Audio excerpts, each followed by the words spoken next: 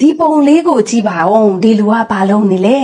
ဒီလူကဆိုဖာမှာအိတ်နေတယ်ဆိုဖာမှာလဲနေတယ်ပေါ့နော်ဒါဆိုရင်လဲနေတာကို English လို့ lying လို့ခေါ်ပါတယ်ဆိုတော့ he is lying သူလဲနေတယ်ဆိုဖာပေါ်မှာ on the sofa တကယ်လို့ဒီဆိုဖာကိုနောက်တစ်မျိုးလဲပြောလို့ရတယ် couch he is lying on the couch he is lying on the couch ဟုတ်ပြီနော်ဆိုတော့ဒီမှာလေး couch နေရာမှာကျွန်တော်တို့တစ်ခု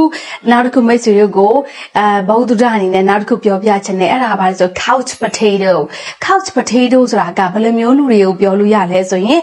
ဆိုဖာမှာပဲထိုင်ပြီးပြင်းရင်းညှိငွေနေတယ်ပြင်းနေတဲ့လူကိုပြောလို့ရဆိုဖာမှာပဲထိုင်ပြီးအရန်ပြင်းနေတယ်ဒါဆို you are a couch potato လို့မိတ်ဆွေတို့ပြောလို့ရပါတယ်ဆိုအဲ့ဒါကတော့ couch potato က let's look at the next picture နောက်တစ်ခုပုံလေးကိုကြည့်ကြည့်ရအောင်သူကဒီပုံထဲမှာသူကဒီလိုမျိုးပေါ့နော်နောက်ကိုမီနေတယ်လို့ပြောချင်တာဆိုနောက်ကိုမီနေတယ်ဆိုလို့ရှိရင်အဲ့ဒါကိုအနောက်ကိုကျတော့ backwards မီတာကို leaning ဒါဆို he is leaning backwards he is leaning backwards လို့မျိုးဆိုတော့ပြောလို့ရပါတယ်တခါလေကျတော့နယံမီတယ်လို့ပြောချင်တယ်နယံကိုမီနေတယ်ကြောမီနေတယ်ဆိုလို့ရှိရင် he is leaning နယံကဝဂျားထဲမှာဒီတလုံးထဲမယ် against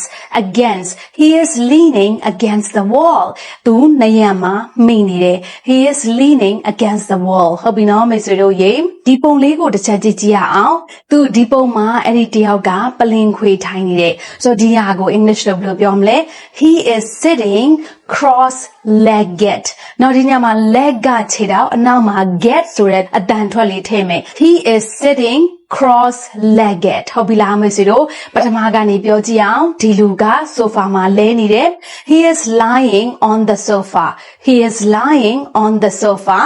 the next one is သူကနောက်ကိုမိနေတယ် he is leaning backwardsသူနယံကိုမိနေတယ် he is leaning against the wallနောက်တစ်ပုံကကျတော့သူကပလင်ခွေထိုင်နေတယ် he is sitting cross-legged ဒီပုံလေးကိုကြည့်ပါဦးဒီလူကဘာလုပ်နေလဲ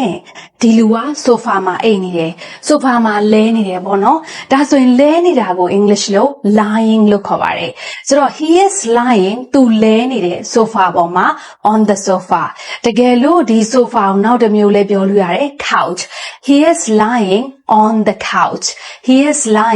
on the couch ဟုတ်ပြီနော်ဆိုတော့ဒီမှာလေး couch နေရာမှာကျွန်တော်တို့တစ်ခုနောက်တစ်ခုမိတ်ဆွေတို့ကို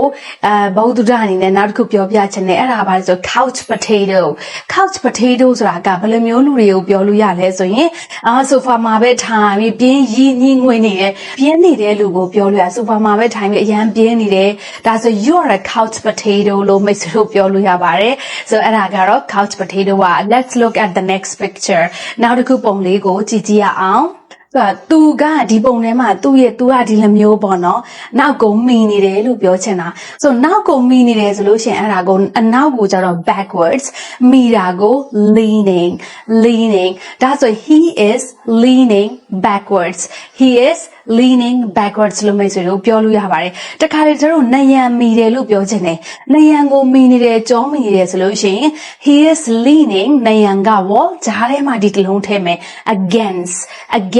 he is leaning against the wall သူနယံမှာမိနေတယ် he is leaning against the wall ဟုတ်ပြီနော်မိတ်ဆွေတို့ရေဒီပုံလေးကိုတစ်ချက်ကြည့်ကြည့်ရအောင်သူဒီပုံမှာအဲ့ဒီတယောက်ကပလင်ခွေထိုင်နေတယ်ဆိုတော့ဒီဟာကို English လို့ဘယ်လိုပြောမလဲ he is sitting cross-legged နောက်ဒီညမှာ leg ကခြေထောက်အနောက်မှာ get ဆိုတဲ့အတန်ထွက်လေးထည့်မယ် he is sitting cross-legged ဟုတ်ပြီလားမေစီတို့ပထမကနေပြောကြည့်အောင်ဒီလူကဆိုဖာမှာလဲနေတယ် he is lying on the sofa